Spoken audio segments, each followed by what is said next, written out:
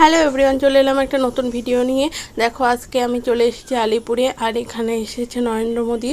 তো রাস্তাতে দেখো এখন যাচ্ছি, রাস্তাতে তো প্রচুর পরিমাণে ভিড়, যাওয়াই যাচ্ছে না।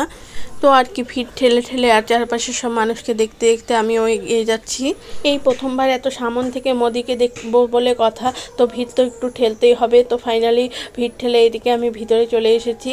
আর দেখো যেখানে ভিতরে মিটিংটা হবে তার বাইরে যে প্যান্ডেলটা করেছে, সেখানে চারপাশ দিয়ে মোদিজির ছবি লাগানো আছে বড় বড় করে, দেখো তোমরা। আর এখন চলে এসেছি ভিতরে। उसके बाद बंगाल का बारी आएगा, बंगाल को जिताना चाहिए।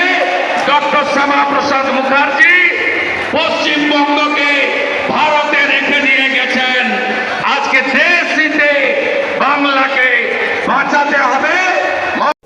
ভিতরে কিন্তু প্রচুর পরিমাণে ভিড়, ভালো করে ভিডিও করা যাচ্ছে না। এই ভিডিওগুলো তোমাদের দাদাভাই করেছে, তবুও দেখো ভালো করে করতে পারছে না, কারণ অনেক ভিড় এখানে। আর মোদিজিকেও তোমাদেরকে ভালো করে দেখাতে পারছি না ভিড়ের কারণে, কারণ যেহেতু অনেকটাই সামনে আছে আর এদিকে অনেক মানুষ, তার জন্য ভিডিও করা সম্ভব হচ্ছে না ভালো করে। ভিডিওটা আজকে থেকে 2-3 দিন আগের করা, তো সেদিনে এসেছিল। আর তোমরা কে কে সেদিন আলিপুরে মোদিজিকে দেখতে এসেছিল অবশ্যই কিন্তু আমাকে কমেন্ট করে বলবে।